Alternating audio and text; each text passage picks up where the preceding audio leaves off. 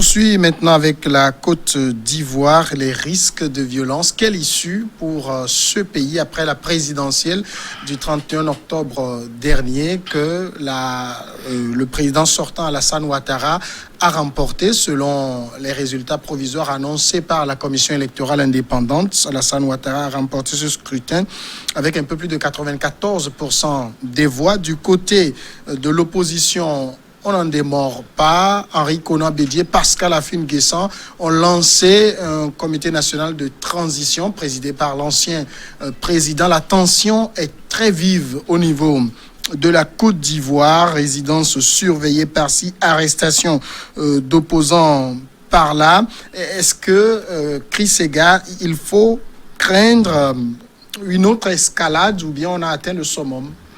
Je crois que je préfère dire que là, même si je ne suis pas sûr qu'on ait atteint le sommet et qu'on en reste là. Parce que c'est pas par amusement que les gens disent que la Côte d'Ivoire n'a pas besoin de revenir en arrière, de vivre les démons du passé, parce que la Côte d'Ivoire sait d'où elle était partie et que il faut qu'aujourd'hui on n'essaie pas de le faire trop pointu, parce que comme on dit, ça se casse lorsque vous essayez de le faire trop pointu. Je crois que là, je choquerai peut-être un certain nombre de personnes en disant que le vin est tiré, il faut le boire, parce qu'il faut apprendre de l'histoire. Vous savez, dans les pays développés, dans les pays qui ont connu une longue pratique de démocratie, les débuts ont été faits de soubresauts. Les débuts n'ont pas été faciles, et que lorsque vous prenez l'Afrique par exemple, qui a commencé le processus de démocratisation, rien qu'à partir de l'année de 1990, et que aujourd'hui nous avons une trentaine d'années, 30 ans de pratique de démocratie vue à l'échelle du temps. Et ce parcours-là n'est pratiquement rien. C'est seulement vu à l'échelle de la vie de l'homme qu'on considère que 30 ans dans la vie d'un homme, c'est beaucoup, parce qu'un homme est appelé à vivre au maximum 80 ans, et il a encore de la chance, ça. Mais vu à l'échelle du temps, je crois que 30 ans de pratique démocratique, nous sommes toujours dans le bégaiement, et que les gens permettent que, en Côte d'Ivoire, et celui qui a fait 10 ans quand même, je parle d'Alassane Ouattara, et que nous avons connu une période relativement calme, où les affaires ont repris, où les affaires ont commencé à prospérer, que les gens, je crois, se gardent de faire de l'escalade, parce que 5 ans, c'est vite passé. Il n'y a que ça qu'on puisse dire aujourd'hui. Mais dire que, il faut faire tout pour que, s'il le faut, passer par une autre guerre civile pour dégommer, alors que ceux-là ne vont pas se laisser faire. Ça, c'est sûr, vous comprenez, vous considérez déjà ce qui se passe au nord, lorsque certains ont voulu prendre des armes, des jeunes, et très rapidement, ils ont été matés. Je sais que la Côte d'Ivoire n'est pas sortie de l'auberge en matière de violence pour qu'on essaie encore de ramener cette tension. C'est une tension inutile, à mon sens. Il faut qu'on voit le parcours qui est fait jusqu'ici, la période trouble que la Côte d'Ivoire a traversée, les 10 ans d'accalmie, et qu'on essaie d'enchaîner, au moins pour préserver la Côte d'Ivoire d'un chaos. Sinon, le chaos ne va pas être bénéfique pour ceux qui sont en train de demander le pouvoir, d'exiger que Alassane Ouattara quitte le pouvoir. Ce ne sera pas bénéfique pour eux, ce ne sera pas non plus bénéfique pour le Ouattara et ceux qui le soutiennent. Mais aujourd'hui, dire que, nous, compter le droit pour dire qu'on peut aller au chaos, à la violence, à mon sens, ça ne sert pas à grand-chose. Alors, ici, vous avez quand même l'opposition qui est déterminée à mettre en place cette transition. Au niveau du pouvoir, on considère que c'est ni plus ni moins une sorte d'atteinte à la sûreté de l'État. Qu'est-ce qui peut rapprocher les positions aujourd'hui? Parce que de l'autre côté, en France, Guillaume Soro aussi souffle sur la braise. Qu'est-ce qui peut ramener le calme aujourd'hui? Il faut un dialogue. Et je crois que l'ancien président Laurent Gbagbo, qui a posé un acte aussi important, en appelant Ahmed Bakayoko et demander à ce qu'on puisse il puisse se retrouver. Mais c'est pas Ahmed Bakayoko qui l'aurait dû appeler, parce que vous vous rappelez qu'il y a le président Ouattara avait même fait un pas dans ce sens-là en voulant mettre à contribution le président de la CEDEAO, l'actuel président de la CEDEAO, le président ghanéen. Mais il n'a pas, Gbagbo n'a pas jugé utile de donner une suite à ça. Maintenant, s'il appelle Bakayoko... C'est toi qui le dis. Je crois que... Non, je suis en train de compter la réalité. Non, vous savez, c'est Alassane Ouattara qui a remis donc Laurent Gbagbo à la CPI. Oui. C'est lui. On va retourner encore à l'histoire. Je voulais juste te dire quelque chose. Pourquoi est-ce que s'il n'a pas appelé le président, mais a appelé peut-être presque son dauphin? Et une fois que Gbagbo est blanchi, Gbagbo a manifesté son envie de retourner dans son pays. Mais qui l'a opposé, c'est Ouattara. Donc il veut aujourd'hui que Gbagbo soit à l'extérieur pour engager des discussions avant qu'il ne revienne au pays. Oui. Non.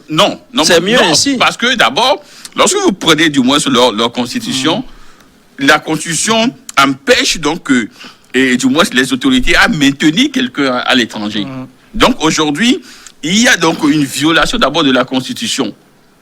Et vous ne pouvez pas maintenir un ancien président à l'extérieur du pays et demander à ce que vous passez par un intermédiaire pour discuter avec lui. Mais aidez-le à revenir. D'abord, il revient. Comment comprendre qu'un ancien président n'a pas son passeport? Il n'a pas son passeport diplomatique. Et quand lui-même s'est rendu à l'ambassade donc de la Côte d'Ivoire, en Belgique, pour avoir son passeport ordinaire, juste pour rentrer au pays, on lui a encore opposé un refus. Oui. Et dans ces conditions, vous voulez que la personne puisse donc vous sourire à belles dents? Non. Maintenant, lorsque Chris me dit tout à l'heure que quand les opposants demandent à ce que de revenir, que c'est une violence inutile, je me dis, si c'est une violence inutile, donc ça veut dire qu'en réalité, ce mandat de trop donc de Ouattara est également inutile. Ce n'est pas parce que vous avez fait 10 ans ou 2 mandats relativement calmes que pour faire donc le 3e, vous devez contraindre les gens au silence. C'est ça ce qu'il fait et qui n'est pas bien. Il a aujourd'hui presque toute donc la classe politique de l'opposition contre lui. Regardez ce qui s'est passé quand le comité, donc le CNT, le comité national de transition, les gens, ils ont lancé donc des gaz lacrymogènes, ils sont même rentrés dans la maison pour arrêter les gens. Oui. Et bon, peut-être que la pression extérieure, peut-être aidant, c'est le soir même, ils ont libéré des gens. Ils ont tiré donc dans la résidence donc, de la fille Nguessan. Bien avant, il y a la maison de certains opposants qui ont été incendiés. Il y a les microbes. Avant donc l'élection, les microbes qui ont tué donc les partisans de l'opposition. Mais tout cela ne serait-ce que pour faire un 3e mandat. Mais c'est lui-même qui essaie donc de balayer tout ce qu'il a fait en 10 ans. Et donc, d'abord, ce mandat de trop, c'est un mandat illégal. Le mandat donc que Ouattara est en train de faire aujourd'hui, c'est un mandat illégal. Parce qu'on ne peut pas avoir la constitution de 2000 qui est déjà limitée. Vous avez modifié cette constitution et vous demandez à ce que le compteur soit remis à 0. C'est inadmissible. Comment est-ce qu'on a déjà limité le mandat à 2? Vous modifiez la constitution. Vous maintenez à ce que ce mandat soit limité à 2. Maintenant, vous déclarez qu'on doit mettre maintenant les compteurs à 0 et que toi, tu dois faire encore 2 mandats. Vous voyez donc, il y a tellement donc de choses qui aujourd'hui, il faut croire que c'est Ouattara qui veut en réalité mettre ce pays à feu et à sang. La question était de savoir comment sortir de la crise, je crois. Je pense que Sylvestre avait commencé par dire qu'il faut passer par le dialogue. Est-ce que le dialogue est possible dans le contexte actuel? Ben, si le dialogue n'est pas possible, qu'est-ce qu'il faut faire? Je crois que ceux qui appellent au dialogue, c'est parce qu'ils croient que le dialogue là est possible. Et puis, on ne peut pas faire autre chose que de dialoguer parce que on a l'habitude de le dire. Quand bien même c'est la guerre, après la guerre, on va toujours à la table de négociation pour voir comment gérer l'avenir. Et je crois que aujourd'hui, en ce qui me concerne, c'est de l'avenir que je passe. Parce que je ne suis pas retourné à l'histoire pour voir dans quelles circonstances le président Ouattara a cherché à se maintenir au pouvoir. Je voudrais dire à mon cher Béni que je ne suis pas pour que les gens se maintiennent au pouvoir ad viternam. Je vois personne, je crois, je ne sais pas de ça que je parle. Mais une fois que cela la situation semble consommer. La question est de savoir comment s'en sortir. Et je crois que c'est à cette question-là que j'ai essayé de répondre en disant que sur le fait trop pointu, c'est que courir le risque que cela se casse. Hein. C'est bien ce que je disais, que c'est dire que je voulais parler de dialogue. Et c'est dans ce cadre aussi que tantôt j'évoquais la rencontre avortée entre Alassane Ouattara et Laurent Gbagbo. Ça, c'est du factuel parce que Ouattara, il est vrai, avait tenté d'approcher Gbagbo et pour trouver une solution d'accalmie avant même la tenue du scrutin. Et cela n'a pas lieu. Maintenant, lorsque Béni dit que il n'a pas donné son passeport à Ouattara, il sera préférable qu'une discussion se tienne plutôt en amont qu'en aval. Parce qu'il semble dire que pour qu'une discussion soit possible, il faut que Alassane Ouattara permette d'abord à Laurent Gbagbo de rentrer. Or, Laurent Gbagbo rentrer... La loi donne plein pouvoir à Gbagbo de rentrer dans son pays. Mais cette fois-ci, il est empêché. Je crois que sur ce plateau, on avait déjà parlé de l'application de la loi et des circonstances de son application. C'est vrai que la loi dispose d'une certaine pratique, mais selon le contexte. Il y a le texte et le contexte. Parfois, le texte, c'est bon, il faut l'appliquer, mais c'est le contexte qui fait parfois que l'application du texte devient difficile. La loi permet, s'il vous plaît... Non, mais vous ne comprenez pas que la tension que cela peut susciter dans la société... C'est-à-dire, vous n'avez peut-être pas toutes les informations. Béni, tu n'es pas le président ivoirien, et je crois qu'en Côte d'Ivoire... Moi non plus. Parce que lorsque tu dis, par exemple, est-ce qu'une tension est possible lorsque Laurent Gbagbo revient en Côte d'Ivoire? C'est que on sait que Laurent Gbagbo s'est absenté pendant près de 8 ans et on sait comment il est admis à la CPI. Dire aujourd'hui que Laurent Gbagbo peut rentrer dans son pays aujourd'hui sans qu'il y ait tension, je crois que là, il ne faut pas quand même flouer l'opinion. Parce que qui doit préparer qui devrait... Parce que est-ce que lui, il avait une idée de la façon dont le procès va se terminer? C'est comme si il connaissait l'issue du procès. Personne ne savait que Laurent Gbagbo, au bout de 7 ou 8 ans, sera acquitté tout simplement. Donc il est devant le fait accompli. Mais il pouvait mais sauf que c'est discours. Tout le monde entier était mis devant le fait accompli. Personne ne savait pas. Personne ne savait. C'est discours. Ce sur quoi moi je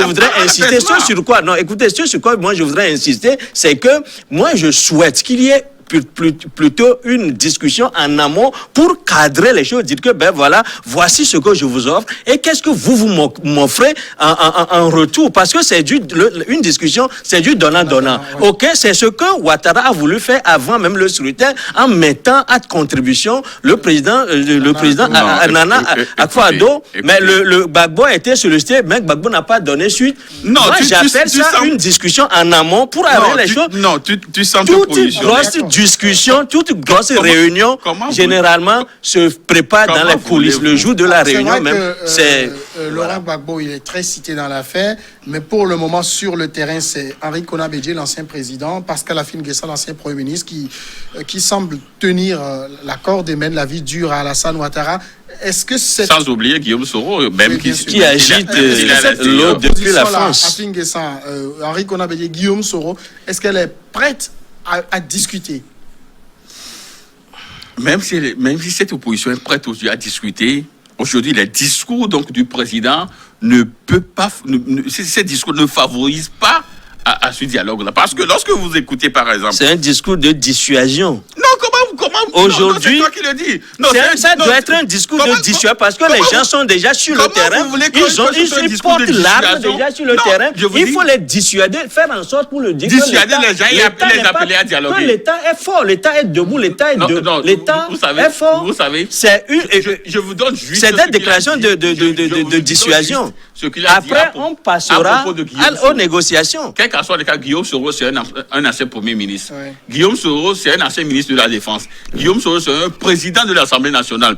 Oui. Quand un chef d'État dit que bientôt l'enfantillage, ces enfantillages vont cesser, après, bientôt, nous allons demander à la France de l'extrader. Mais c'est une violence inouïe.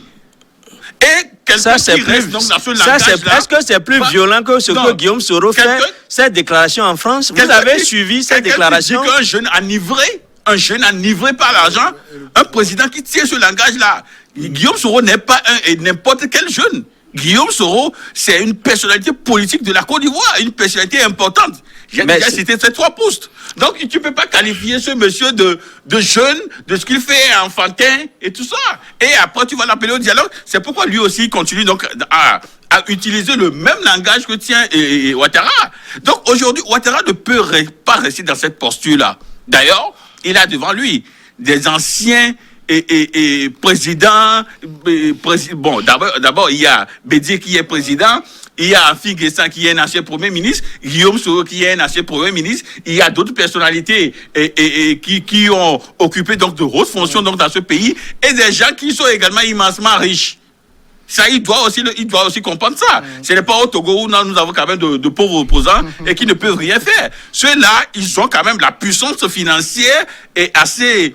Et du moins consistance pour faire ce qu'ils veulent. Donc aujourd'hui, c'est à Ouattara de tenir un discours qui puisse peut-être amener ces gens-là à une table de discussion. C'est tout ce que nous voulons. Je ne veux pas que les Ivoiriens prennent encore des armes, hein, c'est-à-dire que les Ivoiriens se prennent encore des armes. Non, ça va encore faire reculer ce pays-là plus de 10 ans ou 20 ans en arrière. Mais ce qu'il y a lieu de faire, c'est de savoir utiliser donc les termes pour qu'ensemble, ils puissent un jour se retrouver autour donc d'une table de discussion et aplanir donc les divergences. Il est important que, par exemple, au niveau de la CEDEAO, de l'Union africaine, on puisse jouer la médiation pour approcher les positions. Oui, je crois que c'est pour ça que l'Union africaine est là, c'est pour ça que la CEDEAO est là. Et il voudrait mieux leur dire. Il faut que l'opinion africaine les invite à agir avec célérité parce que c'est le moment. Et je crois qu'en ce moment même, selon mes infos, il y a des tractations dans ce sens-là. Et on voudrait que ces tractations-là aboutissent rapidement. Et là, je crois tout à l'heure, Béni m'a rejoint pour dire qu'il ne voudrait pas que ce soit les armes qui parlent à la place de la raison. Non, ça a été toujours ma position. Ouais, je suis heureux de te l'entendre. Je suis heureux de te l'entendre. Il faut le dire, et puis il faut le dire plutôt clairement. Quand des armes dans un pays, il faut plutôt le dire clairement. Il ne faudrait pas aussi que cela soit une excuse pour ceux qui sont là à pousser les gens vers cette solution. Je savais que c'était ta position, mais seulement lorsque tu ne l'exprimes pas clairement sur un plateau de télévision, on a l'impression que... Et on reviendra pour le dernier sujet.